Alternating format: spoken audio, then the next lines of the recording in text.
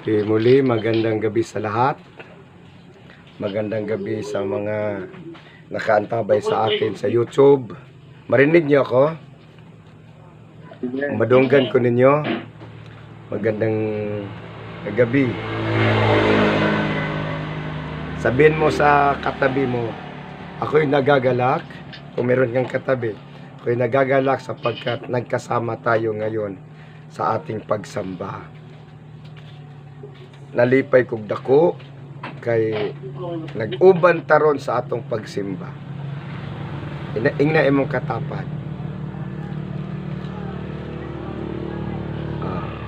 Ingna na lang ingna pud imong kaugalingon. Pikpikan, nalipay ko kay naa ko ron. Nalipay ko kay naa. Amen. So, buksan natin ang ating mga Biblia sa James chapter 1. James chapter 1, Santiago. James chapter 1 verse 2 to 4. James chapter 1 verse 2 to 4, basahin ko.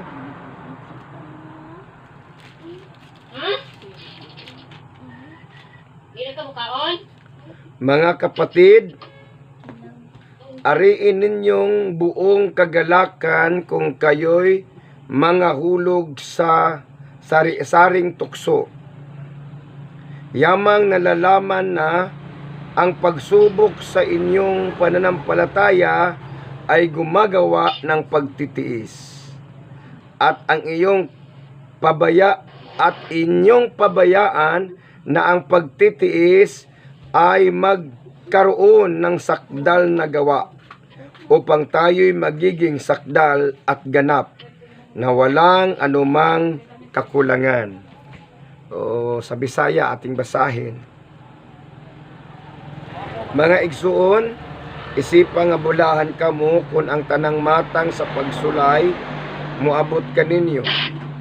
Kay nasayod kamo nga ang inyong pagtuog gisulayan lamang aron kamo mahimong malahotayon.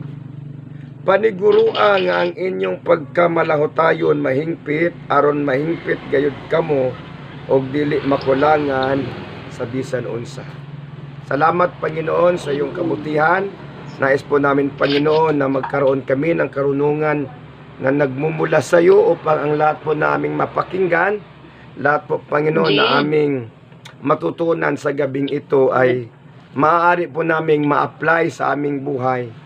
I declare your grace and blessing, your wisdom and understanding be upon us, O God, in Jesus' name.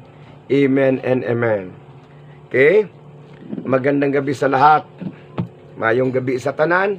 Good evening, everyone. So, kitang tanan mag-ingon. Ako anak sa Dios.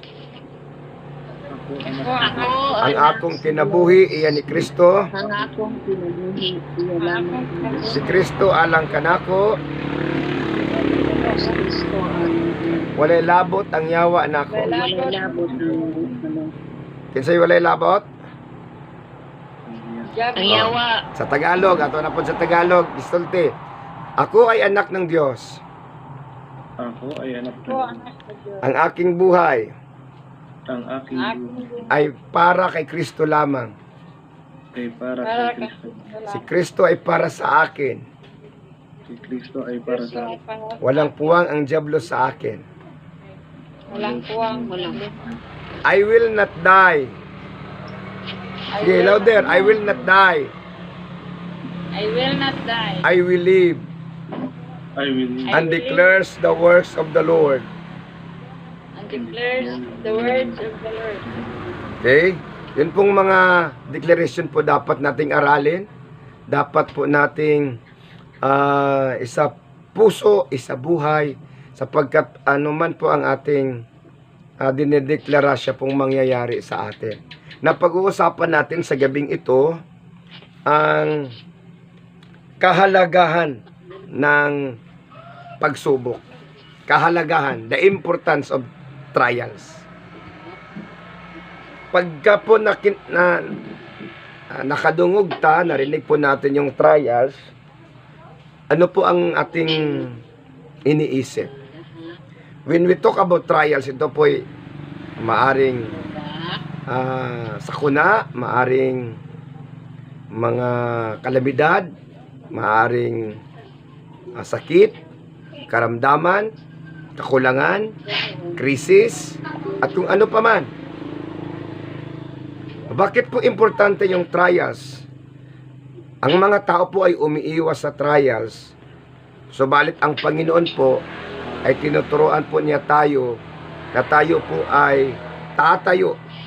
Tayo po ay haharap sa mga pagsubok na dapat nating daanin. Mga pagsubok na dapat nating maranasan, sapagkat po diyan sa pagsubok ay nakikita at nalalaman natin ang tunay na kahalagahan ng pananampalataya. We cannot appreciate the beauty of our faith when we will not undergo trials and circumstances. Kaya sinasabi dito na consider it pure joy if we face trials of many kinds. Trials of many kinds. Lahat po ng pagsubok, sinasabi ng Panginoon, ay dapat po na ating harapin na may kagalakan. Ulit sasabihin ko na ang lahat ng pagsubok ay ating harapin na may kagalakan. Lahat po tayo ay daranas. Ang uban ay nauna, ang uban naulahi, ang uban bugat ang ilang pagsubok, ang uban po gaan-gaan ra. Depende po sa ating makayanan. Lagi nating tatandaan, ha? Lahat kayong dyan, makinig kayo. Tandaan natin, God will never give us trials na hindi po natin makayanan.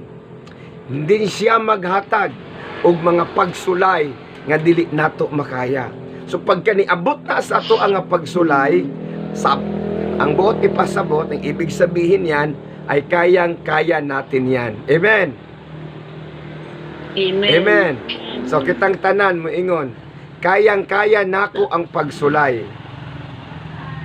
Kayang-kaya namin ang pagsulay. Okay. Kayang-kaya ko ang pagsubok. Kaya namin Okay. ang pagsulay. Sapagkat kasama ko ang Diyos.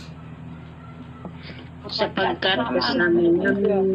Sige daw, kamo na lang daw. Sige ha, kamo sa YouTube, tandaan natin. Kasama natin ang Diyos sa lahat ng pagsubok na ating dadaanin. Okay? So yung pagsubok ay nagadepende sa ato ang pagdawat. When trials come, tapos isipon nato nga problema, isipon nato nga walay kasulbaran, wala po, di yun na siya masulbad. Wala pong nang mangyayaring maganda, wala pong resultang maganda. Kaya po ay pag-uusapan natin, tatalakay natin yung kagandahan ng mga pagsubok. Kagandahan. Amen. The beauty, the importance, the significance of trials, the significance of burdens, yung mga circumstances na ating pong mga hinaharap ngayon. Lahat po tayo ay may pagsubok. Okay, anong dapat natin gawin? Kaya yung trials po ay bigyan natin ng halaga yung acronyms ng trials. Pagdating po ng trials sa ating buhay, lagi nating tatandaan na tayo po ay magtiwala sa Panginoon. Yung letter T po is trusting the Lord. When trials come, it is necessary to trust the Lord. Amen? Amen. Pag moabot sa tuang pagsulay, dili ta maluya na amay Ginoo. Ingon siya, I will not leave you nor forsake you. Di kita pababayaan, hindi kita iiwan. So trust the Lord. Pagka sinabi ng Panginoon, ay gagawin niya yan. Hindi po siya nagbibigay ng trials na iiwan ka lang sa ere. Because when God testing, nakasalalay po siya sa atin. Nandyan po siya sa ating tabi. So kailangan po natin magtiwala sa Kanya. Kailangan po natin magtiwala ng lubos. Lahat magsabi, kailangan natin magtiwala ng lubos. natin magtiwala ng Pangutan-unta mo karon nga naa karon na minaw. Nisalig ba ta sa Ginoo? Amen. Sa mga pagsulay, sa bawat pagsubok na ating dadaanan, haharapin, nagtiwala ba tayo sa Panginoon na siya ay nandyan, na hindi niya tayo papabayaan? Ha? So trust the Lord. When trials and testing comes, trust the Lord. Kaya yung may awit, magtiwala ka lang sa Kanya. Magtiwala ka sa Kanya. Lan po ang letter T. Kaya darating po yung trials, the very purpose, the very significance of trials is to develop our trust, to develop our confidence to God. To develop. Ang antas po ng ating pagtitiwala ay tataas pag marami pong pagsubok. So kayo, nandyan ngayon, nakikinig sa YouTube, na nakikinig at nanonood. Hindi ko alam kung anong pinagdadaanan nyo sa buhay. Pero ang alam ko lang, pagka ang Panginoon po ang iyong pinaglilingkuran, kailanman ay hindi Kanya iiwan sa lahat ng pagsubok ng ating buhay. Amen. Wala ko kay balo sa ato ang mga problema usag-usa. Pero ang Dios nasayod siya, kay dili man siya malimbungan o walay natago sa iya. God is so powerful. God is so powerful. He is awesome, mighty, amazing God. So magtiwala tayo, ha? O Sheila, magtiwala ka sa Panginoon. Salig sa Ginoo siya. O walay. O naara na sa huna-huna ang anxiety. Walay manghitabo sa to ingon ang Ginoong Dios. Dumaan man ako sa ilog, hindi ako malulunod, sabi ng awit, sabi ni David. Dumaan man ako sa apoy, di ako nasusunog. Kung papaano nagtitiwala si Daniel sa Panginoon, kung papaano siya nanampalataya at nagtitiwala sa Panginoon na hindi siya kakainin ng leon, nang siya ay inihulog doon sa lion's den. At ang Diyos ay nagpadala ng anghel upang si Daniel po ay hindi kakainin ng leon. Kung papaano iniligtas ng Panginoon ang kanyang mga anak sa kanilang mga kalaban ng mga Syrians noong unang panahon. Kung papaano po ay iniligtas ng Panginoon si Shadrach, Meshach at Abednego. Kung papaano po pinagaling ng Panginoong Hesus ang mga tao pong may karamdaman sa buhay.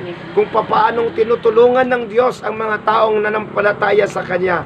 Tayo po sa ating panahon, ang ating Diyos po ay hindi nagbabago. He's still the same, yesterday, today, and forever.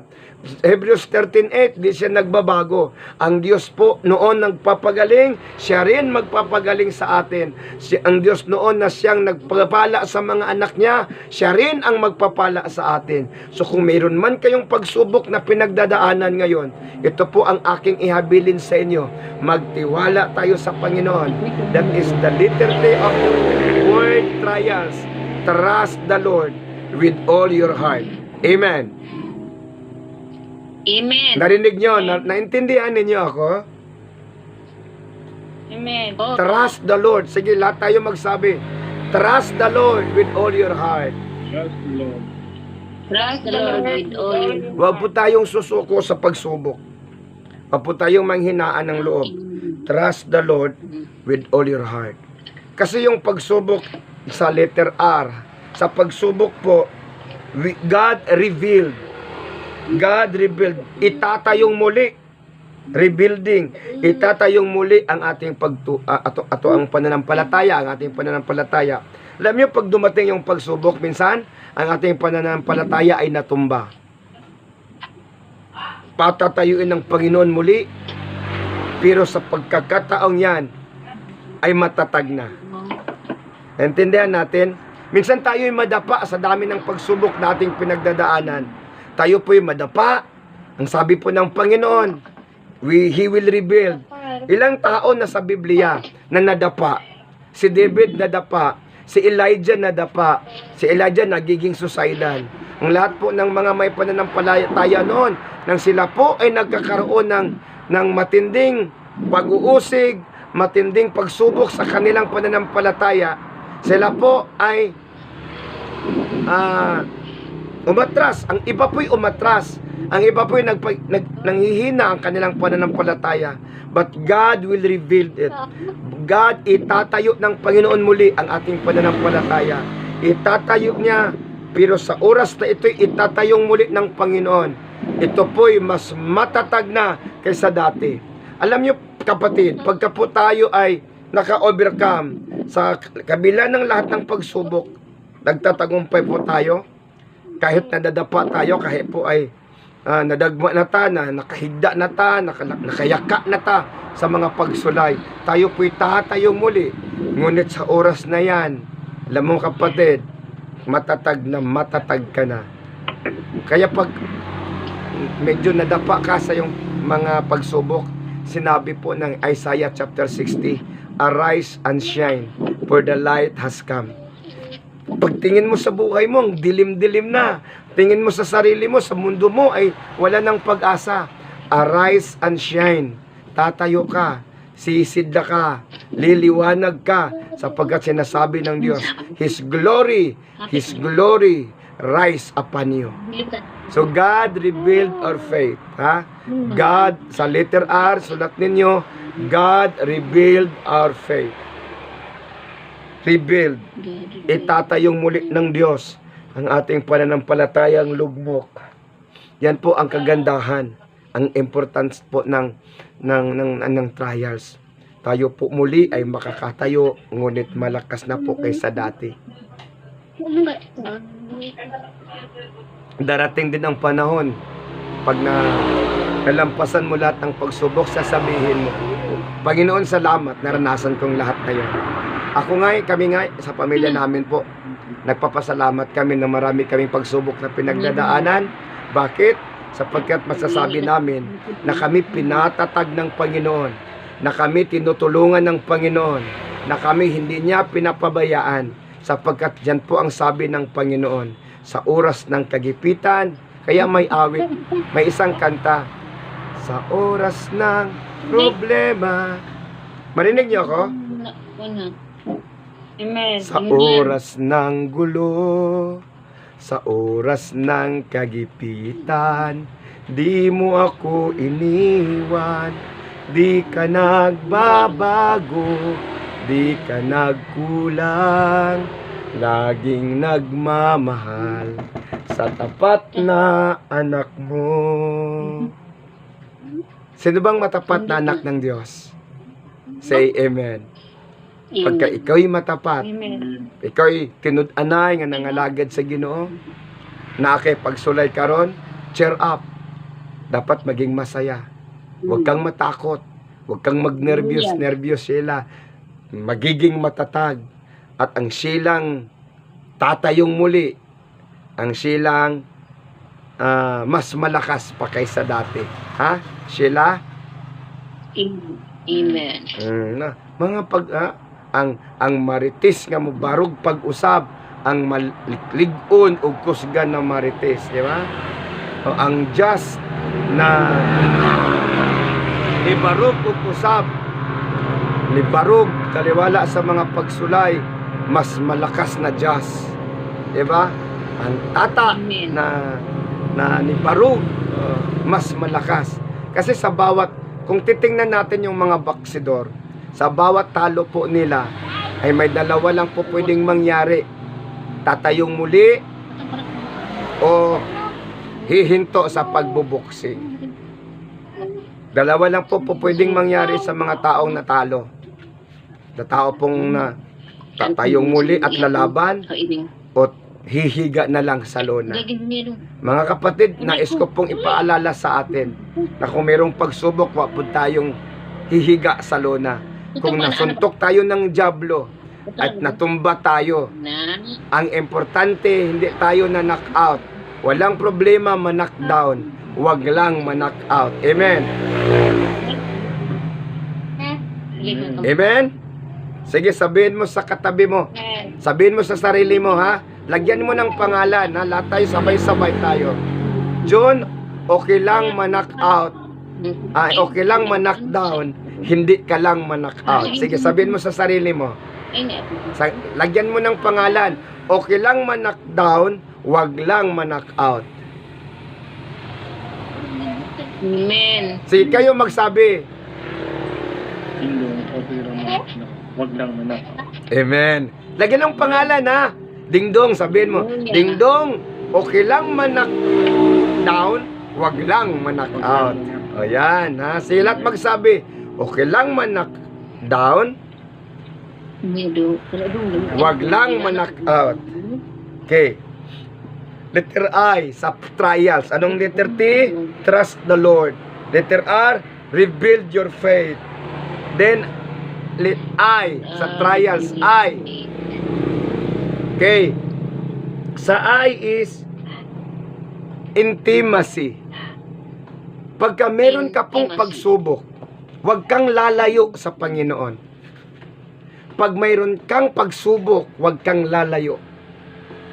Dapat ay lalapit ka pa ng konti. Lalapit ka pa ng masyado sa Panginoon. Muduol ka sa Ginoo, mugakos ka sa Ginoo, ayaw palayo, nakay pagsulay, ayaw palayo sa Ginoo. Huwag kang lumalayo sa Kanya. Sa oras ng mga kapighatian ng buhay natin, mga pagsubok ng buhay natin, huwag kang lalayo. Lalapit ka, kakapit ka sa Panginoon, sapagkat sa oras ng pagsubok, yan po ang oras na dapat po ay mas malapit ka sa Panginoon. Amen. Kaya nga may awit, isang awit, alam nyo, sabi doon sa isang awit, draw me close to you, never let me go. Yon. Lord, never let me go. Wag mo ako, Panginoong Diyos, ipalayo sa iyo. Ha? Intimacy. Deep relationship. During po sa ating trials, papaano po tayo, kasi wala may lami mag-ampo, basta daghan ta pagsulay, walay lami mo ampo, walay lami mo simba, walay lami mo daig, walay lami tanan, basta daghan kay kag pagsulay. Pero sultihan ta mo, makinig kayo. Kaya sinasabi ng Panginoon, consider it pure joy. Bakit? Sa oras pong yan, ng iyong kalungkutan, ang Diyos po ay handang tutulong sa atin. Naghihintay lang siya na tayo'y tumawag sa Kanya. Kaya pag marami tayong pagsubok, just worship the Lord. Just worship Him. Sambahin mo siya. Haranahan mo ang Panginoon. Kantahan mo siya. Ayaw lang pangayo.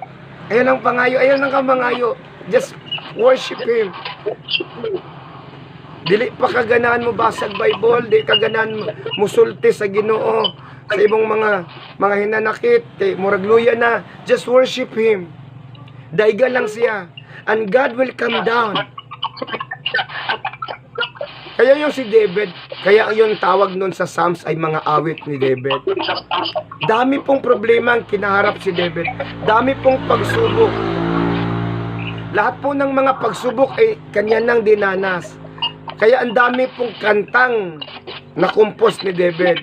Dami pong mga awit na kanyang nakumpos. Kaya po ang pinakadabis po nating gawin pagdating po sa pagsubok ng ating buhay ay aawit tayo sa Panginoon. Amen. Amen. Kantahan na to siya. Naatay kanta nga nindot kayo, hangtod may kinabuhi. O di ba? Sa wala tay problema, no? Sa wala tay problema, ganahan kay tamo kantaan na, hangtod may kusog. Unya nin God allows the problem to come. Kaya pa ba natin kantahin yan? Pag marami na tayong problema, pagka mayroon na tayong karamdamang pinagdadaanan, can we sing that song? Hangtod may kusog, hangtod may gininawa, bisag ihangga na ka, sa ngalan mo, ang ngalan mo, himayaon ka, hangtod ni aka. O, di ba, ninduta na siya, sa kasing-kasing ko. O, dili ni mo na ma-appreciate. Dili ka kahilak pagka wala kay pagsulay.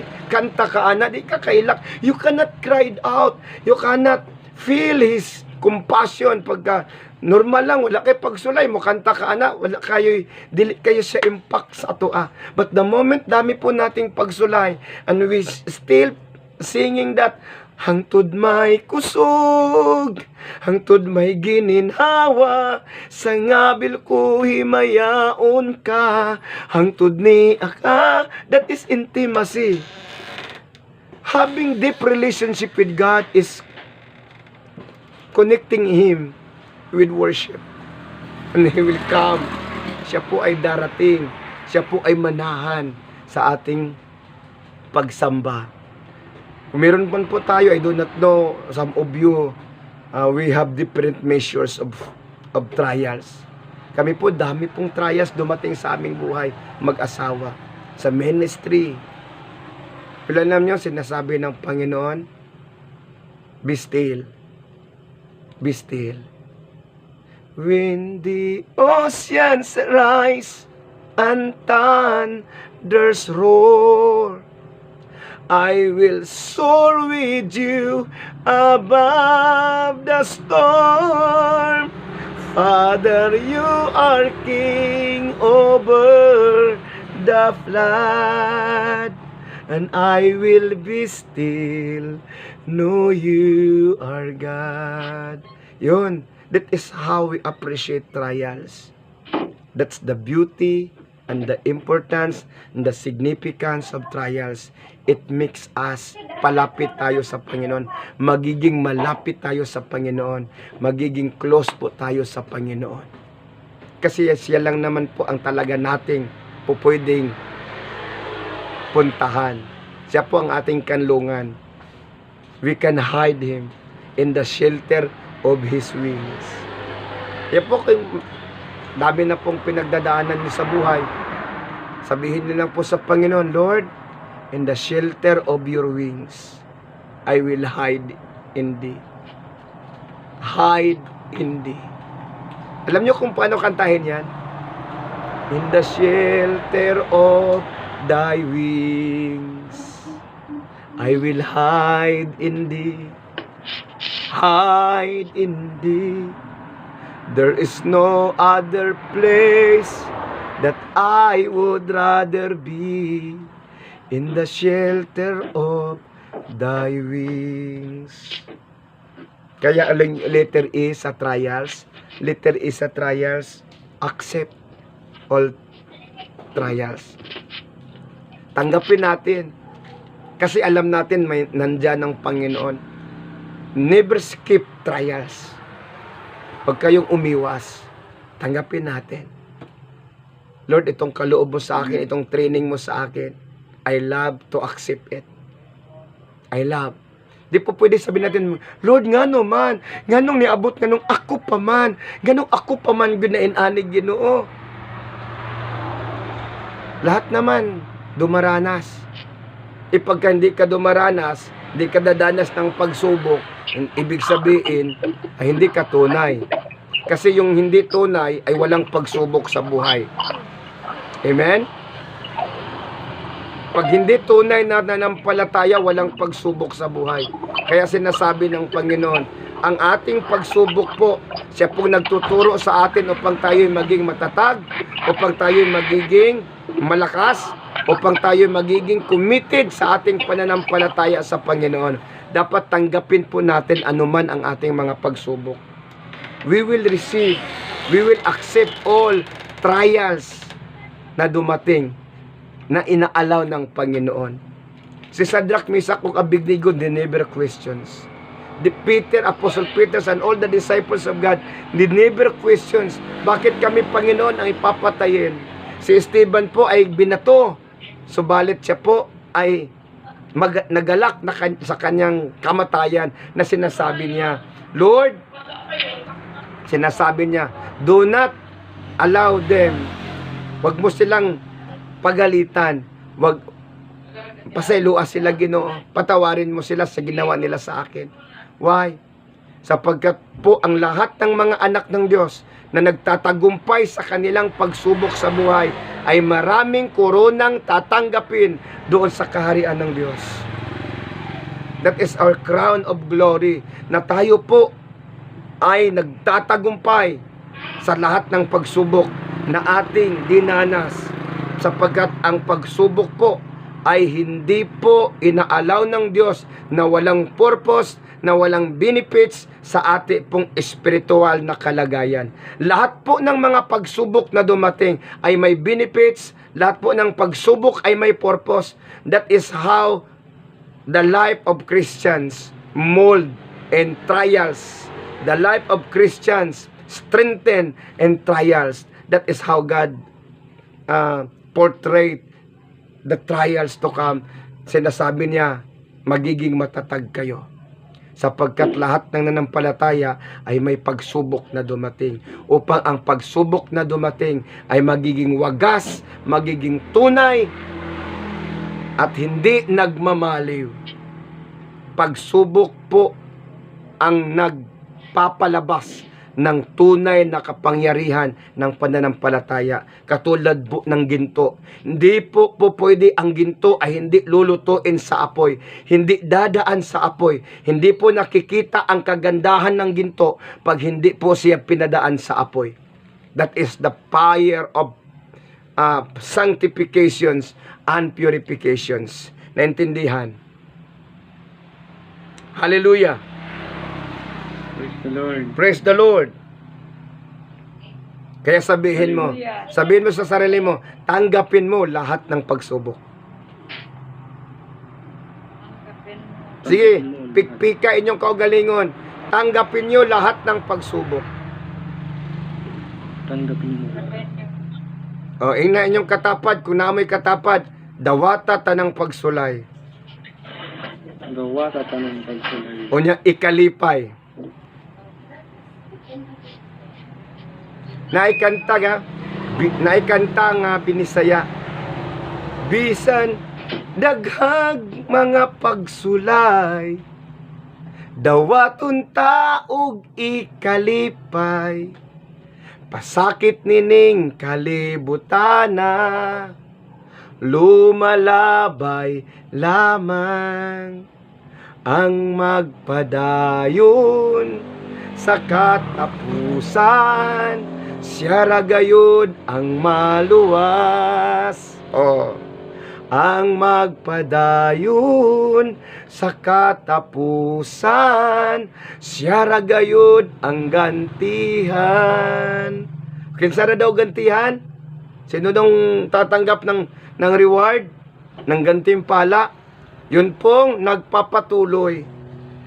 Kaya patuloy lang po kapatid kung anong pagsubok na pinagdadaanan mo. Kayo po, hindi ko alam kayong nasa YouTube na nanonood sa akin ngayon. Hindi ko alam kung anong pagsubok yung pinagdadaanan mo.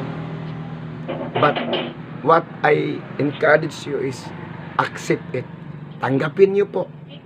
Kayo nasa online, tanggapin niyo po lahat ng pagsubok natin. Kung papaano po namin tinanggap ang lahat ng pagsubok naming pinagdadaanan. Ang iba nalampasan na po namin. Ang iba hinaharap pa namin. Subalit kami po'y humaharap sa pagsubong, buong pusong tinatanggap at ikinagagalak namin, sapagkat kailanman ang Panginoon ay hindi nang iiwan. Hindi niya kami iniwan. Hindi niya po tayo pinapabayaan, sapagkat He is true to His promises. When He promised, He will keep His promise. Amen? Amen. Amen. Amen. Okay? The letter L po sa trials. L. Tanggapin mo sapagkat that is the time of learning. Learning. Kadang naa ganito pagsulay, natay problema, makahinuktok ta. Natay pagsulay, natay problema, dili ta ganahan maglakaw-lakaw, di ba? Narata sa suok, narata magtago rata sa kwarto. And sometimes kakaroon po tayo ng pagmuni-muni. Bakit ba nangyayari sa akin? Ano ba ang aking mga pagkukulang sa Panginoon? Ano ba ang kanyang nais kong gawin? Ano ba ang aking mga pagkukulang? Ano bang pagkakamali ko na bakit inaalaw ng Panginoon sa akin? Dami pong dapat nating isipin. Kasi ang pagsubok, hindi lahat ay may pagsubok ako, ano kayang kasalanan ko? Hindi po, dami pong dahilan kung bakit may pagsubok tayo. Kaya po, that is the period of learning. Period of learning. We learn something. We learn to trust. We learn to fight. We learn to humble ourselves before the Lord.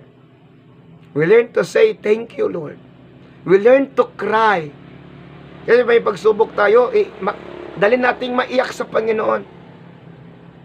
Kung daghan tag kwarta, di man tamuhilak, kung sige man tagkatawa. Pero kung daghan tag pagsulay, we can easily cry it out. Sasabihin natin sa Panginoon, Lord, kailangan talaga kita.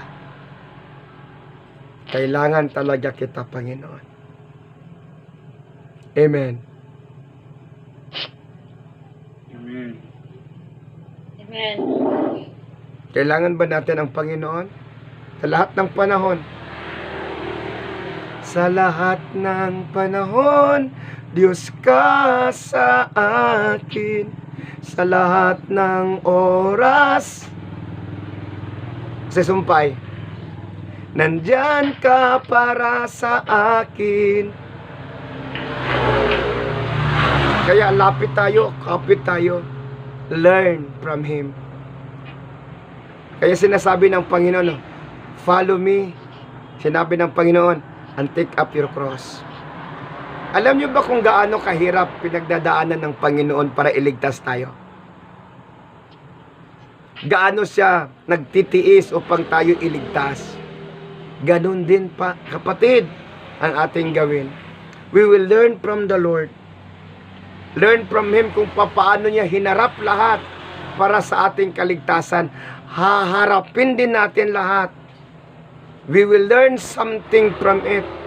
Learn from the Lord on how He deals, how He dwells, how He stands, how He fight against all trials. At nagtatagumpay po ang ating Panginoon. Nagtatagumpay siya sapagkat kasama niya ang Ama. Amen? So kita pud ay mudaog ta kauban nato ang Dios. Kaya ang sabi ng asang kanta, dumaan man ako sa apoy, hindi ako masusunog. Dumaan man ako sa tubig, hindi ako malulunod. Sa ilog, hindi ako malulunod. Bakit? Kasama ko ang Diyos. Ang kanyang mga kamay ay sa akin ay umaalalay upang ako'y hindi malunod at hindi masunog. Maaaring we can feel the heat of trials, we can feel the weight of trials, pero hindi po tayo malulunod, hindi po tayo masusunog sapagkat ang kanyang kamay ay nasa atin, ay nakaakay. Amen. Amen. And last po, sa trials. Alam niyo sa trials, yung pinakalas, yung letter S. That is how the servants of the Lord undergo trials. It's normal po. Even in the midst of trials, we will serve the Lord. Alam niyo maganda sinasabi ni Joshua. Sinasabi niya sa mga Israelita. Kayo, wala na si Moses, patay na si Moses, matanda na ako. Sinasabi ni Joshua. Kayo kung ano ang nasa isip niyo, kung sinong Diyos ang paglilingkuran ninyo, bahala kayo. Subalit ako at ang aking buong pamilya, my house, for me and my house, we will serve the Lord. Trials po, sa letter S sa trials, serve the Lord even in pain, Serve the Lord. Even in trials. Even in suffering. Serve the Lord. Sapagkat yung Panginoon po, He served the Father even in the midst of trials. Even in the midst of pain. Serve the Lord. Sige, sabihin mo sa sarili mo. Tapikin mo sarili mo. Serve the Lord. Even in the midst of trials. Serve the Lord. That is how the benefits works. The benefits of trials. The beauty of trials. Huwag tayong magreklamo, huwag tayong magtanong, Lord, nga naman, bakit? Why? He is Lord. And no one can question Him how He trained us, how He molded us. Ginawa ng Panginoon ito sa atin sapagkat nais niya tayo magiging matalino, magiging malakas, magiging kaya-aya, magiging productive. Kaya kung papaano ang isang palayok, yung isang pat, na pagka hindi po maganda ang kanyang pagkagawa, ay mamasahin, i-mix ulit ng isang manggagawa at gawain ng isang bagay na mas maganda pa kaysa dati. Maunang naami awit sa mua ni Pastora na nasabtan ko karon, sama ko sa kulon. Nakaila mo kulon? Kinsay nakaila og kulon, mayog amen. Ha? Amen. Mag-uumol na ako. Gusto kong kantahin ito kasi ito panghuli. Panghuli to na aking ipaparemind sa inyo, ituturo sa inyo. Okay. Sa adlaw nga tanan, nagatrabaho siya. Yuta giumol niya, gihimo niyang kulon. That is, we are. Tayo po yon. Usahay ang pagkaumol, dili maanyag. Umulon niya pag-usap, aron maanyag pa.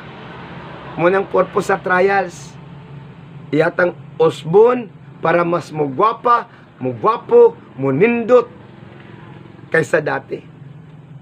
Nasabtan ko karon, sama ko sa kulon, mag-uumol na ko, mao ang Ginoo. Dunay kausaban sa kinabuhi ko, dunay kalig-on, uban ang kalinaw. Nasabtan ko karon, di ba usahay Ken? Madungog ko nimo Ken? Oy, katugod naman kata. Oh, Pastor. Di ba usahay makapangutan takin, Lord ngano man nang hitabo pa man ni sa ako Kung natin daghang pagsulay, di ba? Makapangutan ta pero ang tubag ani mo ni siya. Nasabtan ko karon, sama ko sa kulon, mag-uumol na ko, mao ang Ginoo. Dunay kausaban sa kinabuhi ko, dunay kalig-on, uban ang kalinaw. Muna si, paminaw si ha. Sa pagpangutana, wala kitay gahum. Hello, nadungog ni mo siya. Siya nag-umol na to, og kita binuhat lang. Mga panghitabo sa kinabuhi ta, luyuni ning tanan, may katuyuan siya. O naa siya katuyuan sa tanang problema. Lahat po ng pagsubok na dumating, tandaan po natin, Emily, naa siya katuyuan. Amen, Emily? Emily?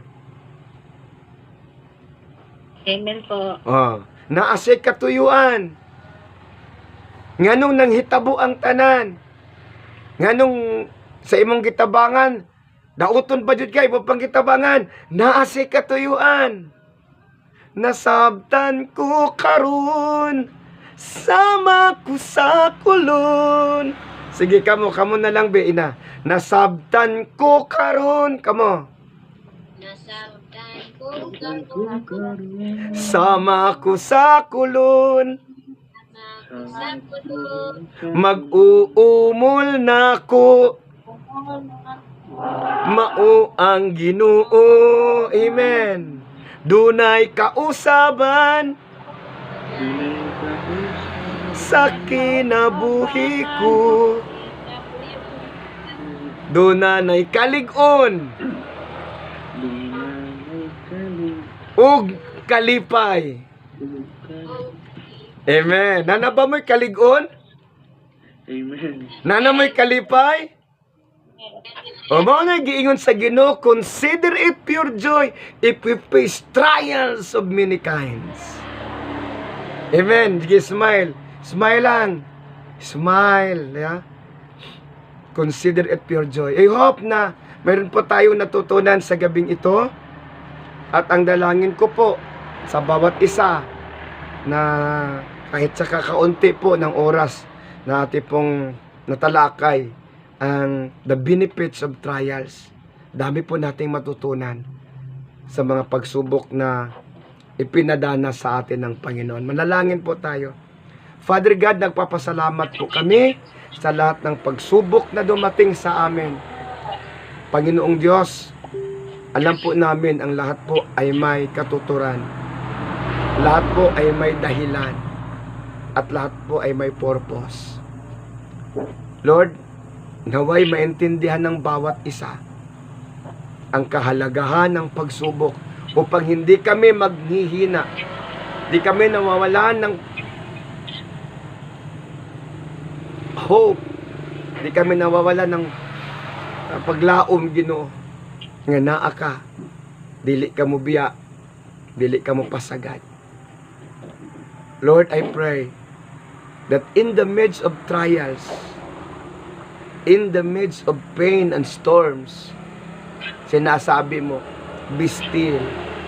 We will be still because we know that you are God, Lord.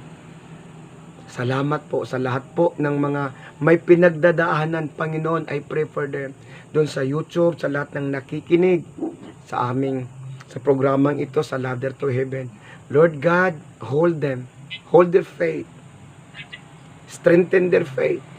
In the name of Jesus. In the name of Jesus. And I declare blessing and healing sa bawat isa. In the name of Jesus Christ.